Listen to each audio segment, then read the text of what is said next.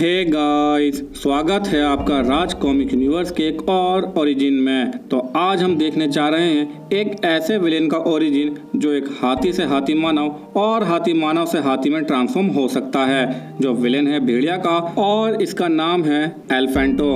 तो बिना किसी देरी के चलिए शुरू करते हैं एलिफेंटो का ओरिजिन। एलिफेंटो जो पहले एक आम हाथी था, एक दिन उसने देखा कि एक खाई में से कोई हेल्प के लिए पुकार रहा है। तो वह उस खाई के पास गया और देखा वहाँ एक साधु एक पेड़ पर लटका हुआ है। वो नीचे बैठ गया जिससे उसकी सूंड साधु तक पहुँच गई और उसे पकड़कर साधु महाराज ऊपर आ गए। बाहर आकर साधु महाराज ने उसे धन्यवाद कहा और अपने साथ ले गए। साधु महाराज ने उसको भोजन करवाया। इस तरह वो साधु महाराज के आश्रम में ही रहने लगा और उनकी खूब सेवा की, जिससे खुश होकर एक दिन उन्होंने उसके गले पर एक विशेष कपड़ा बांधा और बहुत सारे मंत्र पढ़े। इससे एलिफेंटो इंसानों की तरह बोलने लगा।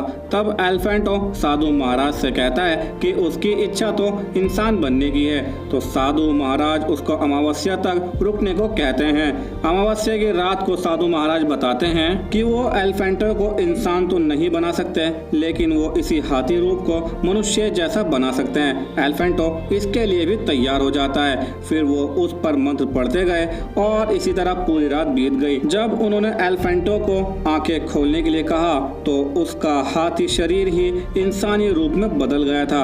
वो बताते हैं कि एलिफेंटो कभी भी वापस से अपने हाथी रूप और फिर इसी रूप में बदल सकता है। इस तरह एलिफेंटो को इंसानी रूप मिला और वो इंसानों की तरह बोल भी सकता है। अब बात करते हैं एलिफेंटो की पावर्स और एबिलिटीज की।